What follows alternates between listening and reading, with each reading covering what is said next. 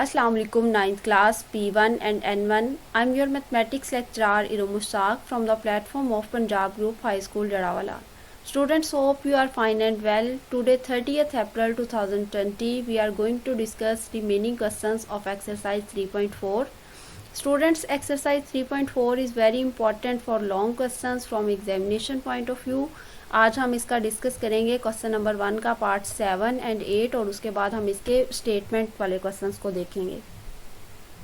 सबसे पहले जो क्वेश्चन में हमारे पास स्टेटमेंट है उसको सबसे पहले बेटे आपने ये काम करना है कि उसको किसी वेरिएबल के इक्वल ऐड करना है।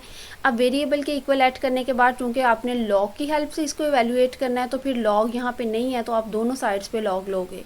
अच्छा, इस तरफ सिर्फ आपके पास x है तो इसके साथ log x आ जाएगा और इस तरफ ये जो पूरी टर्म है बेटे आप इसके साथ ब्रैकेट लगा के एक मरतबा log लिख दोगे। अब ये log x तो एज इट इज़ चलता आएगा जब तक हम इधर वाली पूरी साइड को सॉल्व नहीं कर लेते। उसके बाद अब देखें यहाँ पे चार टर्म्स हैं, 83 है, ये 92 वाली एक टर्म है, 127 वाली और 246 वाली।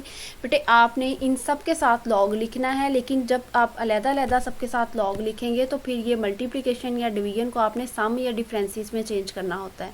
तो यहाँ पे फिर आप जब हर टर्म के साथ अलग-अलग लॉग लिखोगे तो जो डिनोमिनेटर में है उनके साथ माइनस आ जाएगा और जो न्यूमिनेटर में है उनके साथ प्लस आ जाएगा। log 83 plus log 92 cube root है उसके साथ, उसके बाद बेटे log 127 और इसके साथ माइनस आएगा, ये डिनोमिनेटर में है। अच्छा, ये एक लाइन में पूरा नहीं आया इस वजह से इसको सेकंड लाइन में लिखा है, लेकिन अगर आपकी कॉपी पे एक लाइन में ये पूरा आ रहा है आप सारा एक लाइन में लिखोगे और अगर नहीं पूरा आ रहा है दूसरी लाइन में लिखोगे भी तो ये फ्रैक्शन का साइन नहीं आप लगाओगे। माइनस log 246 और उसका जो है इंडेक्स 5 है। उसके बाद बेटे अब ये log 83 और log 127 इनके साथ जो साइन है और जो भी है इनको एज इट इज़ लिख दिया है। यहाँ पे जिनके इंडेक्स हैं उन टर्म्स को डिस्कस करने लगे हैं हम, एक ये और एक ये वाली। इनका जो इंडेक्स है जब एक्सपोनेंशियल फॉर्म में लिखते हैं तो ये 92 रेज़ टू पावर 1/3 आ जाएगा। चूँकि log लिखा हुआ है तो 1/3 उसके स्टार्ट पे जाएगा, 1/3 log 92। और उसके बाद जब यहाँ पे लिखेंगे तो इंडेक्स 5 है।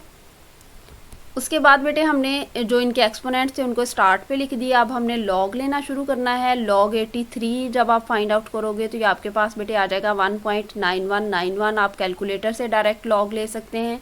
उसके बाद है हमारे पास 1/3 log 92, 1/3 एज इट इज़ आ जाएगा और बेटे log 92 का आप जब कैलकुलेटर से लॉग प्रेस करने के बाद, लॉग का बटन प्रेस करने के बाद 92 लिखोगे तो आपके पास आंसर आ जाएगा 1.9638। उसके बाद बेटे ये माइनस एज इट इज़ आ जाएगा और log 127 कैलकुलेटर से जब आप वैल्यू फाइंड आउट करोगे तो 2.1038। नेक्स्ट 1/5 माइनस का एज इट इज़ आ जाएगा और log 246 की जब आपने वैल्यू फाइंड आउट की तो वो 2.3909 हो गई। अच्छा, ये 1.9191 एज इट इज़ आ जाएगा, लेकिन ये जो वैल्यू है इसके साथ ये 1 से मल्टीप्लाई हो रही है। 1 मल्टीप्लिकेटिव आइडेंटिटी है, मल्टीप्लिकेशन पे कोई फ़र्क नहीं पड़ेगा। तो अब हम 3 पे जब इसे डिवाइड करेंगे तो ये हमारे पास आ जाएगा 0.6546। नेक्स्ट बेटे माइनस 2.1038 किसी के साथ ना मल्टीप्लाई हो रहा है ना डिवाइड, ये भी एज इट इज़ आ जाएगा। और उसके बाद ये माइनस बेटे वैसे ही लिख रहे हैं और 2.3909 को जब मैंने 5 पे डिवाइड किया तो ये आपके पास आंसर आ गया 0.4782। सबके लॉग लेने के बाद और सबसे मल्टीप्लाई करने के बाद आपके पास ये जो आंसर आया है इसको बेटे आपने एज इट इज़ इनके साइंस में कैलकुलेटर पे लिखना है। तो आपके पास आ जाएगा log x is equal to minus 0.0083। अब आपको चूंकि x की वैल्यू चाहिए तो x फाइंड आउट करने के लिए आपको एंटीलॉग लेना पड़ेगा। एंटीलॉग हम क्यों लेते हैं? एंटीलॉग इस लॉग को ख़त्म कर देता है। तो एंटीलॉग जब इस तरफ लिया तो लॉग एंटीलॉग से कैंसिल हो गया, इस तरफ बेटे सिर्फ x रह गया। ये x को हमने ये अपना जो क्वेश्चन था उसके इक्वलेट किया था। उसके बाद एंटीलॉग फाइंड आउट करना है तो शिफ्ट प्रेस करेंगे आप अपने कैलकुलेटर से और फिर ये जो है वो लॉग का बटन प्रेस करेंगे, फिर लिखेंगे माइनस 0.0083। तो आपके पास बेटे इस क्वेश्चन का आंसर आ जाएगा 0.9811। नेक्स्ट हमारे पास क्वेश्चन 1 का लास्ट पार्ट है 8th, तो उसको भी हमने सबसे पहले किसी वेरिएबल के इक्वल ऐड किया। उसके बाद बेटे हमने उसका दोनों तरफ लॉग लेना है क्योंकि ये क्वेश्चन लॉग की मदद से आपने सॉल्व करने हैं। अच्छा, एक बात बता दूं कि जब आप यहाँ पे इसका क्यूब लोगे, इसका स्क्वायर रूट और इन दोनों को मल्टीप्लाई कर दोगे और यहाँ 388 की पावर 4 लेके उसको डिवाइड करोगे तो उसका आंसर भी वही आएगा जो आपका लास्ट पे यहाँ लॉग की मदद से सॉल्व करके आएगा। लेकिन यहाँ पे मेथड रिक्वायर्ड है लोगार्थम की मदद से। तो बेटे जहाँ पे कोई स्पेसिफिक मेथड से क्वेश्चन रिक्वायर होता है, अगर आप उस मेथड को फॉलो नहीं करते तो आपका क्वेश्चन इररेलेवेंट हो जाता है या फिर जो है उसको कंसीडर नहीं किया जाता। एग्जामिनेशन पॉइंट ऑफ व्यू से ये बात कर रही हूँ। Taking log on both sides, हमने दोनों तरफ लॉग लेना है। ये हमारे पास आ जाएगा log x is equal to, यहाँ पे आपने ये जितनी टर्म है उसके साथ ब्रैकेट लगाई और ये लॉग आ गया। अब बेटे तीनों टर्म्स के साथ हमने लॉग मेंशन करना है। ये 438 के साथ लॉग आ जाएगा। उसके बाद ये जो हमारे पास है 0.05 स्क्वायर रूट, इसके साथ लॉग आ जाएगा। चूँकि ये न्यूमिनेटर में है तो यहाँ पे प्लस आ जाएगा। ये जो डिनोमिनेटर में है 388 रेज़ टू पावर 4, इसके साथ जब लॉग आएगा तो ये माइनस का हो जाएगा। अब ये जो 3 है पार, ये स्टार्ट पे जाएगी तो ये 3, उसके बाद log 438, उसके बाद बेटे 1/2। 1/2 कहाँ से आया? अच्छा, जिस भी नंबर के ऊपर ये स्क्वायर रूट का साइन होता है, जब यहाँ पे इंडेक्स नहीं होता, तो आपको मैंने बताया था जब हम एक्सपोनेंशियल लॉज को डिस्कस कर रहे थे चैप्टर 2 में कि अगर यहाँ पे इंडेक्स नहीं होता तो आप उसको 2 कंसीडर करते हो। तो ये स्क्वायर रूट का साइन है बेटे, इसका जिस नंबर के ऊपर स्क्वायर रूट होता है उसका मतलब है उसकी पावर 1/2 है। तब इसको एक्सपोनेंशियल फॉर्म में लिखेंगे, इसकी पावर बनेगी 1/2। चूँकि लॉग की पावर, लॉग के साथ एक नंबर है उसकी पावर है तो वो स्टार्ट पे चली जाएगी, इसलिए 1/2 log 0.056। और नेक्स्ट बेटे आपके पास आ जाएगा ये 4 स्टार्ट पे आ जाएगा, इससे मल्टीप्लाई होगा और 388। अब हम क्या करेंगे, 438 की जो है वो आपने वैल्यू फाइंड आउट करनी है लॉग की और उसको 3 से मल्टीप्लाई कर देना है। यहाँ पे 0.056 की वैल्यू फाइंड आउट करनी है कैलकुलेटर से, उसे 2 पे डिवाइड करना है और यहाँ पे जो लॉग 388 है उसकी जो वैल्यू आएगी उसे 4 से मल्टीप्लाई करना है। तो ये बेटे आपके पास उनकी वैल्यूज़ आ गई हैं। ये पहले वाले का लॉग लिया हुआ है, उसके बाद ये दूसरे वाले का लॉग लिया हुआ है और ये तीसरे वाले का लॉग लिया हुआ है। यहाँ इनको मल्टीप्लाई कर दिया हुआ है और इसको आपने 2 पे डिवाइड कर लेना है तो ये आपके पास आ जाएगा -0.6259। अब आपने इन सारी वैल्यूज़ को एज इट इज़ कैलकुलेटर पे लिखेंगे जब, तो आपके पास आंसर आ जाएगा -3.0566। इनके साइन समेत आप लिखेंगे तो बिल्कुल एग्जैक्ट आंसर आ जाएगा आपके पास। नेक्स्ट बेटे आपने करना है लॉग को ख़त्म करना है तो एंटी लॉग लेंगे ताकि आपके पास x की वैल्यू आ जाए। लॉग एंटी लॉग को ख़त्म कर देगा और इस तरफ सिर्फ x रह जाएगा। यहाँ पे आप शिफ्ट प्रेस करने के बाद लॉग प्रेस करेंगे और फिर लिखेंगे -3.0566। तो बेटे आपके पास इसका एंटी लॉग आ जाएगा जो कि आंसर आएगा 0.00087778।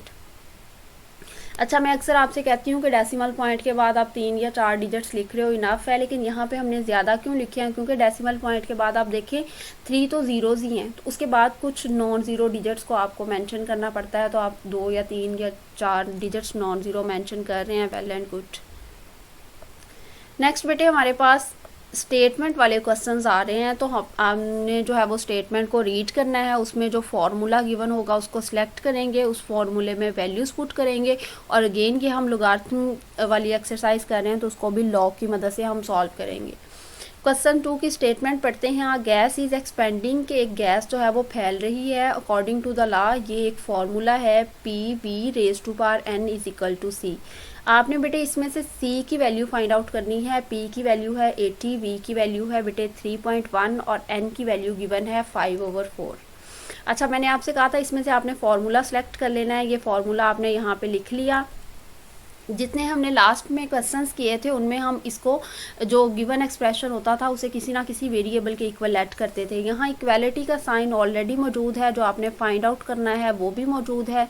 तो यहाँ पे बेटे आपने इसको किसी वेरिएबल के इक्वल नहीं रखना बल्कि डायरेक्ट आपने लॉग लेना है दोनों तरफ। जब हम इस तरफ लॉग लेंगे तो ये हमारे पास आ जाएगा log PV⁴n is equal to log C।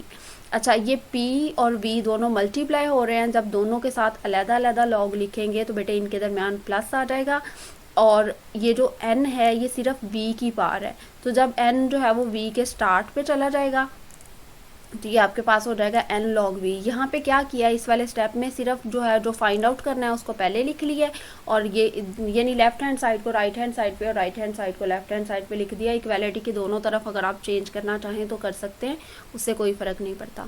अच्छा, ये n स्टार्ट पे आ गया। बेटे हमने इनकी वैल्यूज़ पुट करनी है। log c तो फाइंड आउट करना है, log p की जगह पे 80 लगा दिया, n की बेटे जगह पे हमने 5/4 लगा दिया, जो वैल्यू हमें ये देखें क्वेश्चन में गिवन थी। उसके बाद log v में बेटे आपने लिखना है 3.1। अब आप 80 का log फाइंड आउट करेंगे तो log 80 कैलकुलेटर पे जब लिखेंगे तो ये आ जाएगा 1.9031। उसके बाद बेटे 5 को 4 पे डिवाइड कर लिया तो ये 1.25 आ गया। अगर आप नहीं डिवाइड करना चाहते तो log 3.1 का जो आंसर आएगा उसे 5 से मल्टीप्लाई कर दीजिएगा और 4 पे डिवाइड। अच्छा, log 3.1 का आंसर आया हमारे पास 0.4914। ये वाले स्टार्ट वाली जो थी 1.9031 ये बेटे एज इट इज़ आ जाएगी, और ये 1.25 इससे होगा मल्टीप्लाई। जब बेटे ये इससे मल्टीप्लाई होगा उसके बाद आपने इसको जो है वो 1.9031 में ऐड कर देना है, तो ये टोटल आपके पास आ जाएगा 2.5173। ये log c की वैल्यू है। आपको सिर्फ c की वैल्यू चाहिए तो जाहिर सी बात है फिर इस log को ख़त्म करना है। log को कैसे ख़त्म किया जाता है, एंटी लॉग लेके। तो अब हम एंटी लॉग लेंगे दोनों तरफ, log एंटी लॉग से कैंसिल होगा, इस तरफ बेटे c रह जाएगा, और शिफ्ट प्रेस करके log प्रेस करोगे और फिर आप लिखोगे 2.5173, तो आपके पास c की वैल्यू आ जाएगी 329.07, जो कि आपकी रिक्वायरमेंट थी इस क्वेश्चन की। नेक्स्ट क्वेश्चन है हमारे पास, the formula p is equal to 90 multiply by 5 raise to power minus q/10 applies to the demand of a product. Product कोई किसी भी चीज़ को कहते हैं, मार्केट में उसकी डिमांड का ये फॉर्मूला है। Q से मुराद उस चीज़ का नंबर है, उसके यूनिट्स हैं, और P बेटे उस कमोडिटी या उस चीज़ की प्राइस है। How many units will be demanded, वो आपसे Q की वैल्यू फाइंड आउट करने को कह रहे हैं और उसकी प्राइस आपको बता रहे हैं 18 रुपीज़। तो बेटे मैंने आपसे कहा था आपने फार्मूला सेलेक्ट कर लेना होता है उसमें से, तो फार्मूला हमने सेलेक्ट करके यहाँ पे लिख लिया है P is equal to 90 multiply by 5 raise to power minus q/10। चूँकि ये हमारे पास किसी वेरिएबल के इक्वल ऑलरेडी है, हम सेकंड स्टेप करेंगे taking log on both sides. यहाँ ये जो p है इसके साथ एक मरतबा लॉग लिख देंगे, और बेटे ये जो दूसरे वाली दोनों टर्म्स हैं हमारे पास उसके साथ एक मरतबा लॉग लिखेंगे, यानी आपने left and right hand side पे एक एक मरतबा लॉग लिखना है।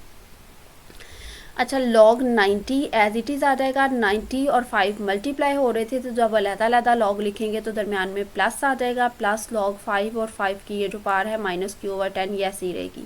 अब आपको पता है log के साथ कोई नंबर हो और उसकी पार हो तो वो उसके स्टार्ट पे चली जाती है उस log के। यहाँ बेटे log 90 एज इट इज़ आएगा, प्लस उसके बाद ये जो माइनस q/10 है यहाँ पे स्टार्ट पे आके इस log 5 के साथ मल्टीप्लाई हो गया। ये प्लस है, ये माइनस, प्लस माइनस माइनस हो जाएगा, तो बेटे ये आ जाएगा माइनस q/10। अब log 90 की वैल्यू हमारे पास कैलकुलेटर पे आएगी 1.9542। उसके बाद log 5 की वैल्यू आती है 0.6990। यहाँ Q से हम जो है वो इसको एज इट इज़ लिख देंगे। उसके बाद दूसरी तरफ हमारे पास है log 18। log 18 की जब आप कैलकुलेटर से वैल्यू फाइंड आउट करेंगे तो ये आ जाएगी 1.2553। अच्छा बेटे, यहाँ पे आप देखें कि जो इस वाले स्टेप को कि जो वेरिएबल है इसमें जिसकी हमने वैल्यू फाइंड आउट करनी है, ये वाला स्टेप, तो वो Q है और यहाँ पे उसके साथ नेगेटिव है, तो ये Q वाली पूरी की पूरी टर्म को जब आप जो है वो लेफ़्ट हैंड साइड पे लिखोगे तो वो पॉजिटिव की हो जाएगी, और जो लेफ़्ट हैंड साइड पे ये जो आपके पास था 1.2553, इसको जब आप राइट हैंड साइड पे ले आओगे तो ये नेगेटिव हो जाएगा। अब 1.9542 में से आप माइनस करोगे 1.2553, तो ये बेटे आपके पास आ जाएगा 0.6989। दूसरी तरफ आपके पास है 0.6990। आपको चूँकि Q की वैल्यू चाहिए, 0.6990 मल्टीप्लाई हो रहा है, दूसरी तरफ आके डिवाइड हो जाएगा, और 10 जो है वो डिवाइड हो रहा है वो इधर आके मल्टीप्लाई हो जाएगा। जब आप 0.6989 को 10 से मल्टीप्लाई करोगे और 0.6990 पे डिवाइड करोगे तो बेटे आपके पास 9.99 समथिंग कुछ आंसर आएगा। चूँकि हम Q फाइंड आउट कर रहे हैं, Q किसी चीज़ की क्वांटिटी है प्रोडक्ट की, तो ये बेटे पॉइंट्स में नहीं हो सकता। यानी कि फॉर एग्जांपल आप मार्कर की बात कर रहे हो तो या तो 9 मार्कर्स होंगी या 10, तो फिर जो 9.99 है वो उसको हम राउंड ऑफ करेंगे और ये एग्जैक्ट 10 यूनिट्स आपके पास आंसर आ जाएगा, जो उस कमोडिटी की प्राइस है, उस कमोडिटी की वो है डिमांड, जब उसकी प्राइस जो है वो 18 रुपीज़ थी। क्वेश्चन नंबर 4 है नेक्स्ट हमारे पास। इफ़ पाई आर स्केयर ए के इक्वल है, फाइंड ए। आपने ए की वैल्यू फाइंड आउट करनी है। पाई की वैल्यू गिवन है बेटे 22/7 और रेडियस है हमारे पास 15। आपको मैंने बताया था फॉर्मूला सबसे पहले हमने जो है वो लिखना है, उसके बाद लॉग लेना है दोनों तरफ, क्योंकि लॉग की मदद से आपने क्वेश्चंस को सॉल्व करना है।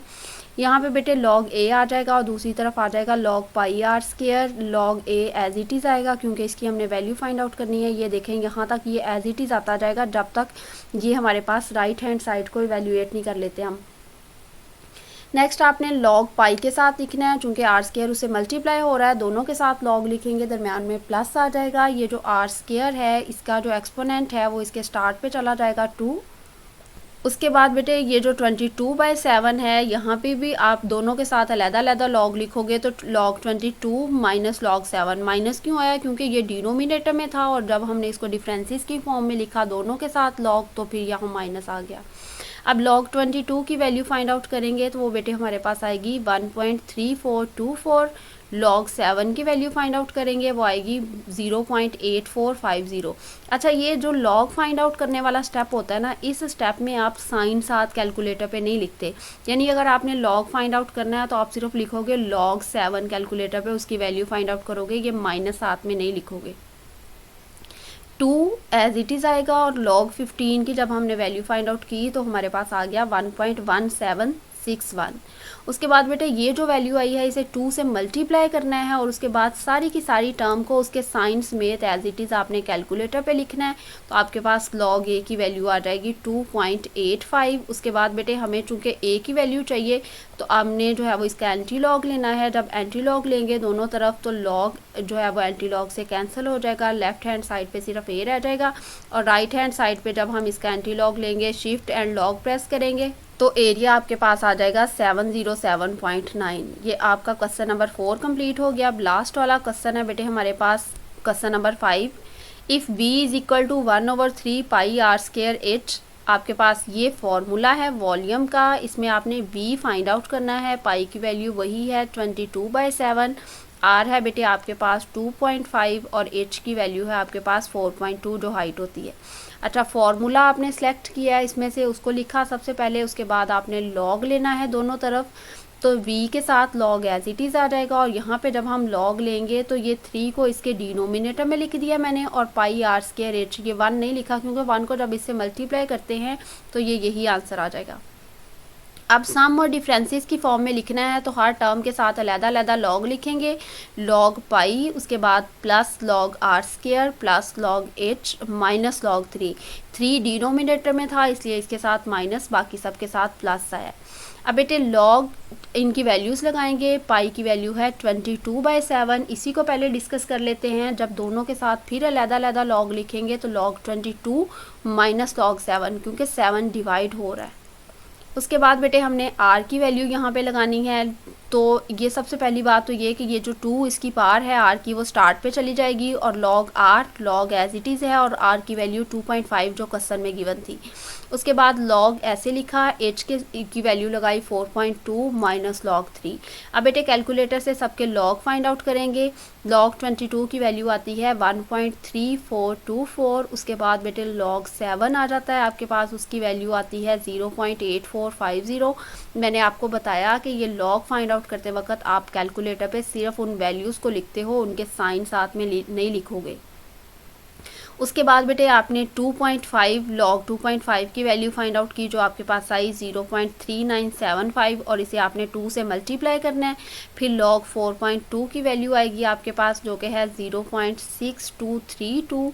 उसके बाद log 3 की वैल्यू आपके पास आएगी जो माइनस लग के साथ में 0.4771 ऐसी ही आ जाएगी। अब सारी टर्म को बेटे आपने कैलकुलेटर पे एज इट इज़ लिखना है। सिर्फ पहले आपने इस 2 को मल्टीप्लाई कर लेना है इस वाले नंबर से, उसके बाद इनके साइन समेत सारी टर्म्स को एज इट इज़ लिखना है। अच्छा, हर स्टेप में जब आप कैलकुलेटर पे कैलकुलेशन कर रहे हो आपने साइन साथ में लगाना है, सिवाय इसके जहाँ पे आप log की वैल्यू फाइंड आउट कर रहे हो।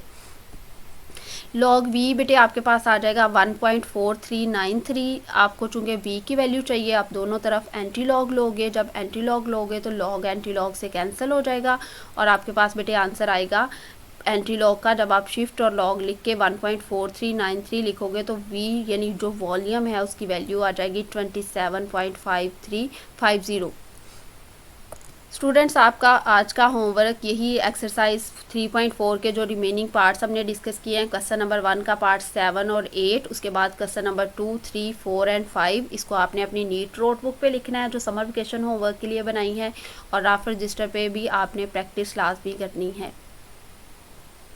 स्टूडेंट्स, जब मैंने जो है वो जो क्वेश्चन नंबर 3 था उसमें बेटे हमने लास्ट पे एंटीलॉग फाइंड आउट नहीं किया, जबकि बाकी हमने जो क्वेश्चन 1 के सारे पार्ट्स किए और क्वेश्चन नंबर 2, 3, 2, 4, 5 किया, इन सब के लास्ट पे एंटीलॉग फाइंड आउट किया। तो फिर उसकी क्या रीज़न है कि क्वेश्चन नंबर 3 के लास्ट पे एंटीलॉग फाइंड आउट नहीं किया? बेटे एंटीलॉग आप तब फाइंड आउट करते हो जब लास्ट पे पूरा क्वेश्चन सॉल्व करने के बाद आपके पास वेरिएबल के साथ लॉग लिखा हुआ आता है और आपको वैल्यू सिर्फ वेरिएबल की चाहिए होती है, तो फिर आप उसके साथ उस लॉग को ख़त्म करने के लिए एंटीलॉग लेते हो। क्वेश्चन नंबर 3 में लास्ट पे वेरिएबल के साथ लॉग नहीं बचा था क्योंकि उस क्वेश्चन में वेरिएबल के साथ लॉग था ही नहीं, आप जितने वैल्यूज़ के साथ लॉग था उनको फाइंड आउट कर चुके थे। तो ये बात याद रखिएगा कि एंटी लॉग फाइंड आउट करना लास्ट पे सिर्फ तब ज़रूरी है जब आपने लॉग के इफेक्ट को ख़त्म करना हो। जब लास्ट पे कोई लॉग ही नहीं बचेगा तो आप एंटी लॉग फाइंड आउट नहीं करोगे। उसके बाद बारी आ जाती है कि जब हम क्वेश्चन 1 के सारे पार्ट्स कर रहे थे, कुछ हमने कल किए कुछ आज, तो उनमें हम सब क्वेश्चंस में सबसे पहला स्टेप ये करते थे कि उनको किसी वेरिएबल के इक्वल रखते थे। लेकिन क्वेश्चन नंबर 2, 3, 4, 5 में हमने उनको जो है किसी भी वेरिएबल के इक्वल नहीं रखा गिवन एक्सप्रेशंस को। बेटे आप तब उसको किसी वेरिएबल के इक्वल रखोगे जब वो ऑलरेडी किसी वेरिएबल के इक्वल नहीं है। जो लास्ट में हमने स्टेटमेंट वाले क्वेश्चंस किए हैं 2 से लेके 5 तक, उनमें ऑलरेडी जो अननोन वैल्यू जिसकी वैल्यू फाइंड आउट करने को कहा था वो उसमें मौजूद था, इसलिए आपने लास्ट पे उसको किसी भी वेरिएबल के इक्वल नहीं रखा। स्टूडेंट्स, मैं आप लोगों को जो है वो कल भी एक्सरसाइज 3.4 हमने डिस्कस की, आज भी, तो बार बार बता चुकी हूँ कि 3.4 लॉन्ग क्वेश्चन के हवाले से बहुत ज़्यादा इंपॉर्टेंट है। बेटे आपने इसकी प्रैक्टिस करनी है रिटर्न अपनी रफ नोटबुक पे भी और नीट नोटबुक पे भी। अल्लाह ताला आप सबको अपनी हिफ्ज़-ओ-मान में रखे। थैंक यू स्टूडेंट्स, अल्लाह हाफिज़।